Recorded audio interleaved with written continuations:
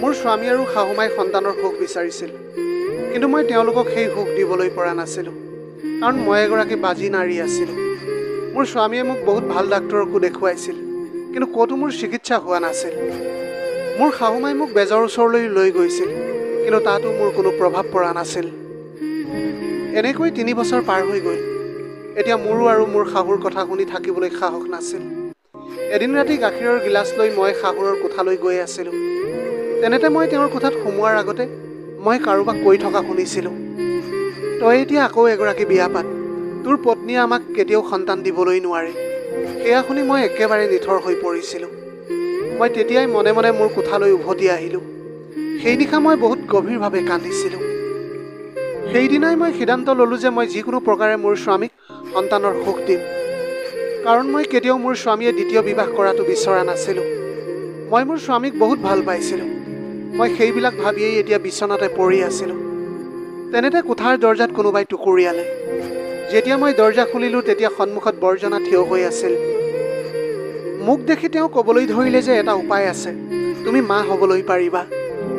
কথাটো শুনাৰ লগে লগে মই তেওঁক ক'লোঁ যে মোক সোনকালে কওক কি কথা। কিন্তু তেতিয়াই তেওঁ ক'লে যে ৰাতি মাত্ৰ মনে মনে কোনেও গম নোপোৱাকৈ মোৰ কোঠালৈ আহিবা। মই সন্তান পাবলৈ যিকোনো কাম কৰিবলৈ সাজু আছিলোঁ। সেইকাৰণে মই বৰ্জনাৰ কথাত মান্তি হৈ গ'লোঁ। ৰাতি যেতিয়াই স্বামী টোপনি গ'ল, তেতিয়াই মই মনে মনে বৰ্জনাৰ কোঠালৈ আহি গ'লোঁ। তেতিয়াই মোৰ বৰ্জনাই মোক উঠাই লৈ তেওঁৰ শক্তি প্ৰদৰ্শন কৰিবলৈ ধৰিলে। তেওঁৰ শক্তি দেখি মই আচৰিত হ'লোঁ, আৰু ময়ো একে সমানে তেওঁক সহায় কৰিবলৈ ধৰিলোঁ গোটেই নিশা। আজিৰ তাৰিখত মানুহে বাধ্যত পৰি বহুত ভুল সিদ্ধান্ত লৈ পেলায়। মানুহে নিজৰ কামনা পূৰণ কৰিবলৈ এনেকুৱা কাম কৰিবলৈ ধৰে, যি ভৱিষ্যতলৈ গৈ বহুত বিপদৰ সন্মুখীন হয়। তেনেকৈয়ে মই আপোনজনৰ সুখৰ বাবে এনেকুৱা পথত খোজ দিছিলোঁ, য'ত মই মোৰ বৰ্জনাৰ লগত সেইবিলাক কৰিবলগীয়া হৈছিল। সেই নিশাই মোৰ বৰ্জনাই মোৰ ওপৰত তেওঁৰ শক্তি প্ৰদৰ্শন কৰিছিল।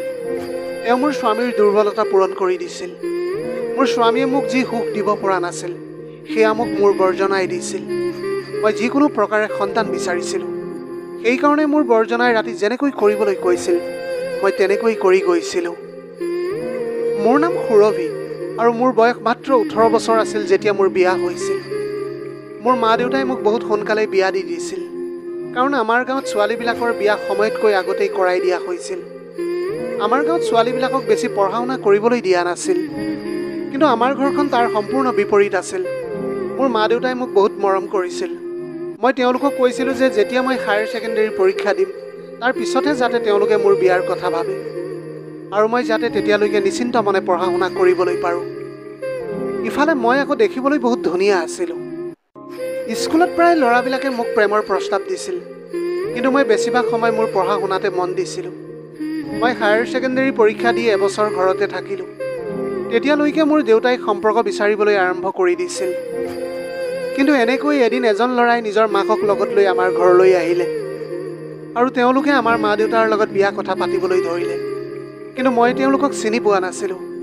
কিন্তু ল'ৰাজনে কৈছিল যে সি মোক স্কুলত বহু বছৰ আগৰ পৰাই দেখি আহিছিল। দেউতাই সেই সম্পৰ্কটো প্ৰথমে নাকচ কৰিছিল, যদিও ল'ৰাজনৰ মাকে কৈছিল যে ল'ৰাজনে এতিয়া নতুনকৈ চাকৰি এটা পাইছে। তেতিয়া দেউতাই তেওঁলোকৰ পৰা অলপ সময় বিচাৰিলে, আৰু তাৰপিছত দেউতাই ল'ৰাজনৰ বিষয়ে অলপ জানিবলৈ চেষ্টা কৰিছিল। ইফালে ইফালে বিচাৰ খোচাৰ কৰি দেউতাৰ ল'ৰাজনৰ পৰিয়ালটো ঠিকেই লাগিলে, আৰু এনেদৰে দেউতাই সেই ল'ৰাজনৰ লগতে মোৰ বিয়াখন ঠিক কৰি দিলে। মই সেই কথাটোৰ পৰা বহুত সুখী আছিলোঁ, কাৰণ মোৰ সেই ল'ৰাজনক দেখাত বহুত ভাল লাগিছিল। মই মনে মনে তেওঁক এতিয়া পাবলৈ বিচাৰিছিলোঁ। কিছু দিনৰ পিছতে মোৰ সেই ল'ৰাজনৰ লগত বিয়া হৈ গ'ল, আৰু মই বিদায় লৈ এনেকৈ শহুৰৰ ঘৰলৈ আহি গ'লোঁ। এতিয়া শহুৰৰ ঘৰখনত সকলোৱে মোক ভালকৈ আদৰি লৈছিল। আজিৰ নিশাটো মোৰ বাবে বহুত বিশেষ আছিল। ফুলশয্যাৰ নিশা কোঠাৰ ভিতৰত বহি আছিলোঁ। তেতিয়াই মোৰ স্বামীয়ে কোঠাৰ ভিতৰলৈ আহিলে। মোৰ এই কথাটো জানিবলৈ ইচ্ছা আছিল যে আচলতে তেওঁ মোক ক'ত দেখিছিল। মই এতিয়া সেইকাৰণেই তেওঁক সেই প্ৰশ্নটোৱেই প্ৰথম কৰিলোঁ। তেতিয়া তেওঁ ক'লে যে যেতিয়া মই 5ম শ্ৰেণীত পঢ়ি আছিলোঁ, তেতিয়াৰ পৰাই তেওঁ অন্তৰৰ পৰাই মোক বিচাৰিবলৈ ধৰিছিল, আৰু যেতিয়াই তেওঁ ভালকৈ সংস্থাপিত হ'ল, তেতিয়াই মোক বিয়া কৰাবলৈ বিচাৰিছিল। সেই কথাটোৰ পৰা মই বহুত সুখী হৈ গৈছিলোঁ যে মোৰ স্বামীয়ে মোক বহুত আগৰে পৰা বিচাৰিছিল। তাৰপিছত মোৰ স্বামীয়ে গোটেই নিশাটোৱে মোক মৰম কৰিলে। পিছদিনা মই যেতিয়া সাৰ পাই উঠিলোঁ, তেতিয়া মোৰ শাহু কোঠাৰ বাহিৰলৈ আহিল তেওঁ ক'বলৈ ধৰিলে, বোৱাৰী ভালেই হ'ল, তুমি সোনকালে উঠিলা। সোনকালে এতিয়া গাটো ধুই তুমি পাকঘৰলৈ বুলি আহি যোৱা। আজি ঘৰত কিছুমান ৰীতি নীতিও আছে। শাহুমাৰ কথাটো শুনি ময়ো সোনকালে গা ধুই তললৈ আহিলোঁ আৰু শাহুমাক সহায় কৰিবলৈ ধৰিলোঁ। আজি মই বহুত ভালকৈ চাহ নাস্তা বনাইছিলোঁ আৰু চাহৰ টেবুলত মোৰ বৰ্জনাও বহি আছিল। বৰ্জনাৰ মোৰ প্ৰতি ব্যৱহাৰ বহুত ভাল আছিল, কিন্তু তেওঁৰ এটা বৰ বেয়া অভ্যাস আছিল, যিটো মোৰ বৰ অদ্ভুত যেন লাগিছিল। যেতিয়াই মই মোৰ স্বামীৰ লগত কথা পাতিছিলোঁ, তেতিয়া তেওঁ মোক গভীৰ চাউনিৰে চাবলৈ ধৰে, কিন্তু মই তেওঁৰ সেই কথাবিলাকত বেছি গুৰুত্ব দিয়া নাছিলোঁ। মই গোটেই দিন ঘৰৰ কাম কাজ কৰিছিলোঁ আৰু ৰাতি মোৰ স্বামীৰ লগত নিজৰ জীৱন যাপন কৰিছিলোঁ। এতিয়া মই লাহে লাহে নিজৰ পৰিয়ালৰ লগত বহুত সুখী অনুভৱ কৰিবলৈ ধৰিলোঁ। মা দেউতাও যেতিয়া মোক লগ কৰিবলৈ আহে, তেতিয়া তেওঁলোকেও মোক দেখি বহুত সুখী হৈ পৰিছিল। তেওঁলোকে প্ৰায় মোক কৈছিল যে তোৰ বিয়া বহুত ভাল ঘৰৰ এখনত হৈছে। মোৰ স্বামীৰ নাম আছিল কিশোৰ। মই প্ৰায় কিশোৰক কৈছিলোঁ যে আপুনি ইমান সোনকালে বিয়া পাতিলে আৰু আপোনাৰ দাদাই এতিয়ালৈকে কিয় বিয়া পতা নাই। তেতিয়া তেওঁ ক'লে যে মোৰ দাদা অলপ বেলেগ ধৰণৰ মানুহ, তুমি যিমান পাৰা তেওঁৰ পৰা সদায় দূৰত থাকিবলৈ চেষ্টা কৰি যাবা। তেতিয়া মই সুধিলোঁ যে আপুনি কোৱাৰ অৰ্থটো কি? তেতিয়া তেওঁ ক'লে যে মই ক'বলৈ বিচাৰিছোঁ যে তেওঁ অলপ খঙাল মানুহ, তেওঁ কথাই কথাই বহুত খং কৰি যায়। সেইকাৰণে ময়ো তেওঁৰ লগত বেছি কথা নাপাতোঁ আৰু তেওঁ নিজেই বিয়া নপতাৰ সিদ্ধান্ত লৈছে। আমিতো তেওঁক বহুত জোৰ জবস্তি কৰি বিয়া পাতি দিবলৈ নোৱাৰোঁ। এতিয়া মোৰ স্বামীৰ কথাবিলাক শুনি ঠিকেই লাগিল, আৰু এনেও মই যেতিয়াৰ পৰা এইখন ঘৰলৈ আহিছিলোঁ, তেতিয়াৰ পৰা মোৰ বৰ্জনাৰ ব্যৱহাৰটো অলপ অদ্ভুত যেন লাগিছিল। এতিয়া লাহে লাহে আমাৰ বিয়াৰ এবছৰ হৈ গৈছিল। মই মোৰ পৰিয়ালৰ লগত এতিয়া বহুত সুখী হৈ পৰিছিলোঁ। মোৰ স্বামীয়ে মোক বহুত সময় দিছিল। মোৰ বান্ধৱীবিলাকেও যেতিয়া মোলৈ ফোন কৰিছিল, তেতিয়া মোৰ স্বামীৰে বহুত প্ৰশংসা কৰিছিল। কিন্তু মোৰ জীৱনটো আগলৈ গৈ যে এনেকৈ সলনি হৈ যাব, সেইটো মই সপোনতো ভবা নাছিলোঁ। এবছৰ পাৰ হোৱাৰ পিছত এতিয়া মোৰ শাহুমাই মোক নাতিয়েকৰ কথা ক'বলৈ ধৰিলে। তেওঁ বহুতবাৰ মোক ক'লে যে মোক সোনকালেই নাতি নাতিনীৰ সুখ দিয়া, কিন্তু মই বহুতবাৰ চেষ্টা কৰিলোঁ, মই মাক হ'বলৈ পৰা নাছিলোঁ। মোৰ এতিয়া এনেকুৱা লাগিছিল যে হয়তো মই কাম বেছিকৈ কৰিছিলোঁ, সেইকাৰণে ভাগৰি পৰোঁ আৰু সেইকাৰণে এতিয়া মই মা হ'বলৈ পৰা নাই। কিন্তু এনেকৈয়ে সম্পূৰ্ণ 1.5 বছৰ পাৰ হৈ গ'ল। এতিয়া মোৰ শাহুৰৰ ব্যৱহাৰ মোৰ প্ৰতি অলপ সলনি হ'বলৈ ধৰিছিল। তেওঁ বাৰে বাৰে মোক নাতি নাতিনীৰ কথা কৈ টান টানকৈ কথা শুনাবলৈ ধৰিলে। মই তেতিয়া বহুবাৰ মোৰ স্বামীক কৈছিলোঁ যে আমি এজন ভাল ডাক্তৰক দেখুৱাই আহোঁ আৰু জানো আচলতে সমস্যাটো কাৰ লগত আছে। যেতিয়া আমি ডাক্তৰৰ ওচৰলৈ গ'লোঁ, তেতিয়া ডাক্তৰে মোক ক'লে যে মই এগৰাকী বাজি তিৰোতা বুলি, মই কেতিয়াও মাক হ'বলৈ নোৱাৰোঁ। সেয়া শুনি মোৰ ভৰিৰ তলৰ মাটি একেবাৰে খহি যোৱা যেন অনুভৱ হৈছিল। ঘৰলৈ আহি যেতিয়া মই শাহুমাক এই কথাটো ক'লোঁ, তেতিয়া শাহুমাই মোক নানা ধৰণৰ কথা শুনাবলৈ ধৰিলে। তেওঁ ক'বলৈ ধৰিলে যে তোমাৰ কাৰণেই আজি মই নাতি নাতিনীৰ সুখ দেখিবলৈ পোৱা নাই। নাজানো মোৰ ল'ৰাই কি ভাবি তোমাক বিয়া কৰাই আনিলে। মইতো তোমাক মোৰ বোৱাৰী কৰি ভুলেই কৰিলোঁ। সেইটো সময়ত শাহুমাৰ মুখত যিয়েই আহিছিল, সেইবিলাকে তেওঁ বকি গৈছিল। সেই কথাটোৰ পৰা এতিয়া মই বহুত চিন্তিত হৈ পৰিছিলোঁ, কাৰণ শাহুমাৰ আচৰণ মোৰ প্ৰতি বহুত সলনি হৈ গৈছিল। তেওঁ সদায় ৰাতিপুৱা গধূলি মোক বহুত কথা শুনাবলৈ ধৰিলে। মোৰ স্বামীয়ে মোক বহুত ভাল ভাল ডক্তৰৰ ওচৰলৈ লৈ গৈছিল যদিও মই একো সুফল পোৱা নাছিলোঁ। এতিয়া লাহে লাহে 2 বছৰ পাৰ হৈ গৈছিল, আৰু এই 2 বছৰত শাহুমাই মোক বহু কেইজন বেজৰ ওচৰলৈ লৈ গৈছিল, কিন্তু মোৰ তাতো একো চিকিৎসা নহ'ল। মোৰ স্বামীৰ আচৰণো এতিয়া লাহে লাহে সলনি হ'বলৈ ধৰিছিল। তেওঁ মোক কৈছিল যে মোৰ মায়ে ঠিকেই কৈছিল যে মই তোমাক বিয়া কৰাই বহুত ডাঙৰ এটা ভুল কৰিলোঁ। মোৰ মা দেউতাও এতিয়া এই কথাটোক লৈ বহুত দুখ কৰিছিল। কিন্তু এটা কথা বৰ আচৰিত আছিল যে মোৰ বৰ্জনাৰ আচৰণ আৰু স্বভাৱ এতিয়াও আগৰ দৰেই আছিল। তেওঁ সদায় মোক গভীৰ চাউনিৰে চাইছিল। তেওঁ বাৰে বাৰে মোৰ ওচৰলৈ আহিছিল, কিন্তু মোক একো ক'ব পৰা নাছিল।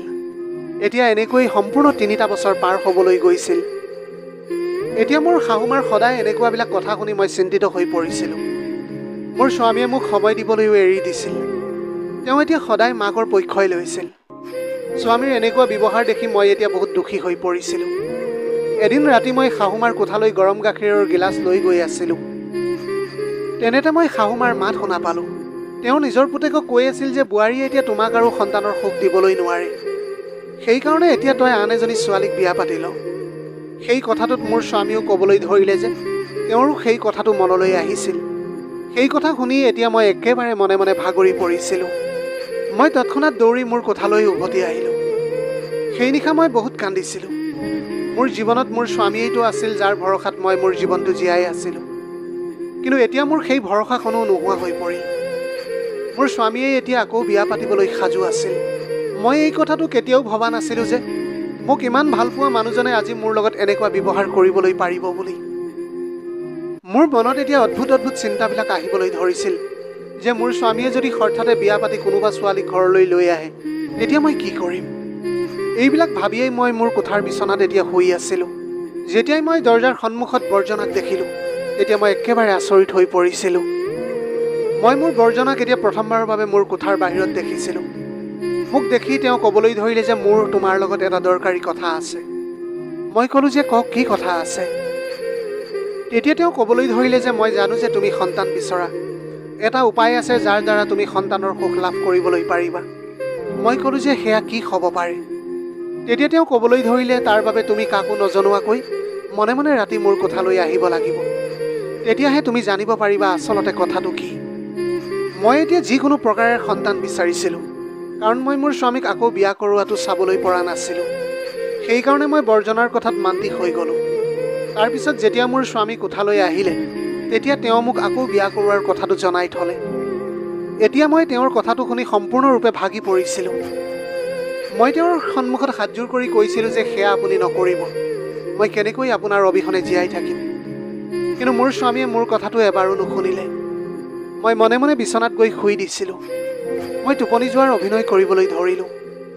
তাৰপিছত 2 বজাত মই মনে মনে কোঠাৰ বাহিৰলৈ ওলালোঁ আৰু এনেকৈ গৈ মই বৰ্জনাৰ কোঠাত গৈ সোমালোগৈ। বৰ্জনাৰ কোঠাত সোমোৱাৰ লগে লগে তেওঁ মোক এগিলাচ পানী খাবলৈ ক'লে আৰু ক'লে যে এয়া যাদুকৰী পানী। এই পানী খালে তুমি কেইদিনমানৰ ভিতৰতে মা হ'বলৈ পাৰিবা। ময়ো এতিয়া একো নভবা নিচিন্তাকৈ সেই পানীখিনি খাই দিলোঁ। সেই পানীখিনি খোৱাৰ পিছত মোৰ কি হৈ গৈছিল মই গমেই নাপালোঁ। ৰাতিপুৱা যেতিয়া সাৰ পালোঁ তেতিয়া দেখিলোঁ যে মই বৰ্জনাৰ কোঠাৰ বিচনাতে পৰি আছোঁ। মোৰ স্বামী আৰু মোৰ শাহুমাই মোক বৰ্জনাৰ কোঠাত দেখাৰ আগতে মই তৎক্ষণাত উঠি পাকঘৰৰ ফালে গুচি গ'লোঁ। কিছু সময়ৰ পিছত মোৰ শাহুমা তললৈ আহিল আৰু মোক ক'লে যে আজি তুমি ইমান সোনকালে উঠিলা? মই ক'লোঁ যে মোৰ বহুত পানী পিয়া লাগিছিল, সেইকাৰণে মই পানী খাবলৈ তললৈ আহিলোঁ। তাৰপিছত মই লগে লগে মোৰ কোঠালৈ আহিলোঁ আৰু দেখিলোঁ যে মোৰ স্বামী এতিয়াও শুই আছিল। এতিয়া মই সদায় সেই কামকে কৰি আহিছিলোঁ। গোটেই দিনটো শাহুমাৰ সেৱা আৰু ঘৰৰ কাম কৰোঁ আৰু ৰাতি হ'লে স্বামী শুই যোৱাৰ পিছত বৰ্জনাৰ কোঠালৈ গুচি যাওঁ। মোৰ মনত এক উৎসাহ জাগিছিল। মই যিকোনো প্ৰকাৰে সন্তান বিচাৰিছিলোঁ, কিন্তু বৰ্জনাই দিয়া পানী খোৱাৰ পিছত মই কেতিয়া গভীৰ টোপনিত শুই যাওঁ মই একেবাৰে গম পোৱা নাছিলোঁ। কিন্তু ৰাতিপুৱা যেতিয়া মই সাৰ পাওঁ তেতিয়া মোৰ কাপোৰবিলাক বেয়া হৈ থাকে আৰু মই তৎক্ষণাত তাৰ পৰা উঠি ওলাই আহোঁ। গোটেই দিন মোৰ বৰ্জনাৰ লগত কথা বতৰাও হোৱা নাছিল, এইটো সুধিবলৈ যে এই পানী কিমান দিনলৈকে আৰু খাব লাগিব। ৰাতি মই তেওঁৰ কোঠাত সোমোৱাৰ লগে লগে মই সেই পানী খাই দিছিলোঁ আৰু খোৱাৰ পিছতে মই সম্পূৰ্ণৰূপে অচেতন হৈ পৰিছিলোঁ। এতিয়া এইটো কাৰ্য সদায় মোৰ লগত হ'বলৈ ধৰিছিল। এতিয়া লাহে লাহে মোৰ ভাগৰ লগা যেন আৰম্ভ হ'বলৈ ধৰিলে। এনেকুৱা লাগিছিল যেন মই ৰাতি কাৰোবাৰ লগত সেইবিলাক কৰিছিলোঁ। এনেকৈ এসপ্তাহলৈকে মই সদায় সেই পানী খাই গৈছিলোঁ আৰু এনেকৈ এদিন মোৰ বমি হোৱা আৰম্ভ হৈ গৈছিল। মোৰ এতিয়া এনেকুৱা লাগিলে যে মই মা হ'বলৈ ওলাইছোঁ চাগে। যেতিয়া মই ডাক্তৰৰ ওচৰলৈ গৈ চেকআপ কৰালোঁ তেতিয়া ডাক্তৰে মোক সেয়াই ক'লে। সেয়া শুনি মোৰ আনন্দৰ কোনো সীমা নাছিল। যেতিয়া মই মোৰ শাহু আৰু স্বামীক এই খবৰটো দিলোঁ তেতিয়া তেওঁলোকে সেয়া শুনি একেবাৰে থতমত খাই গ'ল। মোৰ শাহুৱেতো মোৰ কথাটো একেবাৰে বিশ্বাসেই কৰিব পৰা নাছিল।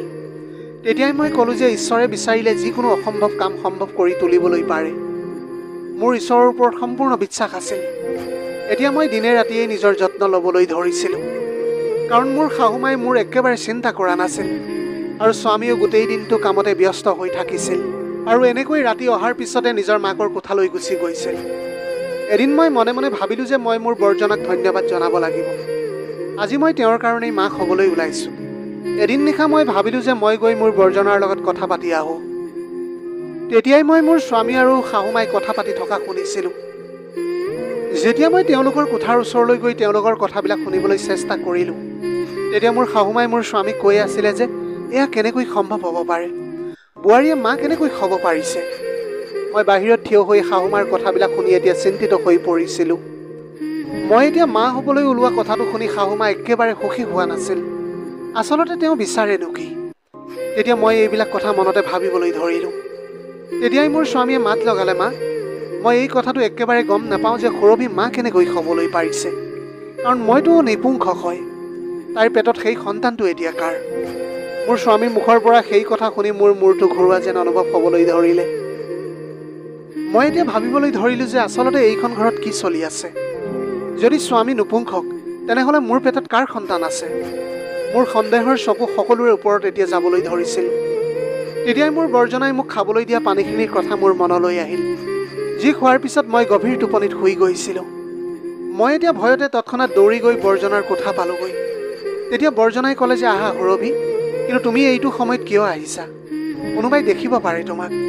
তেতিয়াই মই খঙতে বৰ্জনাৰ গালত জোৰেৰে এটা চৰ মাৰিলোঁ আৰু চিঞৰিবলৈ ধৰিলোঁ যে আপুনি মোৰ লগত এয়া কি কৰি আছে? আপুনি নিশ্চয় জানে যে মই আপোনাৰ ভাইৰ পত্নী হয়। আপুনি মোৰ লগত এইবিলাক কিয় সম্পৰ্ক ৰাখিলে? মই ইমানেই জোৰকৈ চিঞৰিছিলোঁ যে মোৰ চিঞৰ শুনি মোৰ স্বামী আৰু শাহুমাই বৰ্জনাৰ কোঠালৈ সোমাই আহিল। তেওঁলোকে আমাক এনেকৈ দেখি আচৰিত হৈ পৰিল। কিন্তু আজি মই সেই সকলো ৰহস্য উদঘাটন কৰিবলৈ বিচাৰিছিলোঁ। আচলতে এইবিলাক কি হৈ আছে? তেতিয়াই মোৰ বৰ্জনাই ক'বলৈ ধৰিলে, মোৰ ভাই নপুংসক। এই কথাটো জানিও সিহঁতে তোমাৰ ওপৰত অভিযোগ কৰিবলৈ ধৰিলে আৰু তোমাক এনেকুৱা ডাক্তৰৰ ওচৰলৈ লৈ গৈছিল যে তোমাক সেই ডাক্তৰে সদায় বাজি বুলি কয়। মই জানিছিলোঁ যে তোমাৰ গাত কোনো সমস্যা নাই। সমস্যাটো আচলতে মোৰ ভাই গাতহে আছিল। তুমি মিছাতে এওঁলোকৰ কথা শুনি থাকিবলগীয়া হৈছিল আৰু মই সেয়া একেবাৰে সহ্য কৰিব পৰা নাছিলোঁ। তোমাক এটা কথা কওঁ যে তুমি স্কুলত পঢ়ি থকাৰ পৰা ভালপোৱা মানুহজন ময়ে হয়, তোমাৰ স্বামী নহয়। এতিয়া বৰ্জনাৰ মুখৰ পৰা আকৌ নতুন এটা কাহিনী শুনি মই আচৰিত হৈ পৰিছিলোঁ। তেতিয়াই মই মোৰ স্বামীৰ মুখলৈ চালোঁ আৰু ক'লোঁ যে এতিয়া মোক আৰু কি মিছা কথা ক'ম বুলি ভাবি আছে?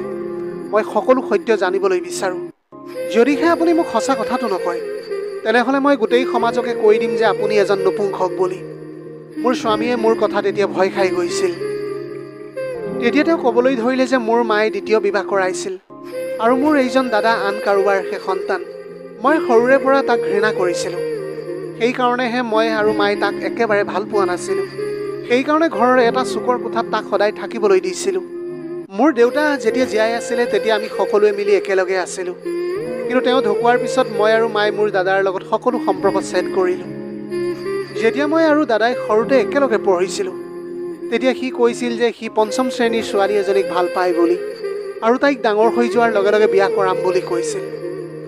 যেতিয়া সি মোক তোমাক দেখুৱালে, তেতিয়া ময়ো মনে মনে তোমাক বিচাৰিবলৈ ধৰিলোঁ। দাদাই মোক কৈছিল যে সি কেতিয়া তোমাক বিয়া কৰাব।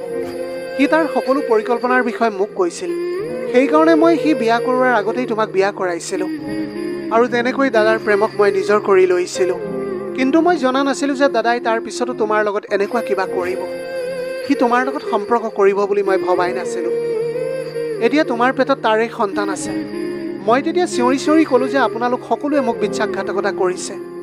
আপোনালোকৰ কোনেও মোৰ লগত ভাল কাম নকৰিলে। আপোনালোক দুয়ো ভাতৃৰ কাজিয়াৰ মাজত মোক ব্যৱহাৰ কৰিলে। এতিয়া মই এটা মুহূৰ্তৰ কাৰণেও এইখন ঘৰত থাকিবলৈ নিবিচাৰোঁ। সেইটো সময়ত মই ঘৰৰ পৰা ওলাই যাবলৈ লোৱাত মোক মোৰ স্বামী আৰু বৰ্জনাও ৰখাইছিল, কিন্তু মই তেওঁলোকৰ কোনো কথাই নুশুনিলোঁ আৰু মনে মনে ৰাতিয়ে সেইখন ঘৰ এৰি গুচি আহিছিলোঁ।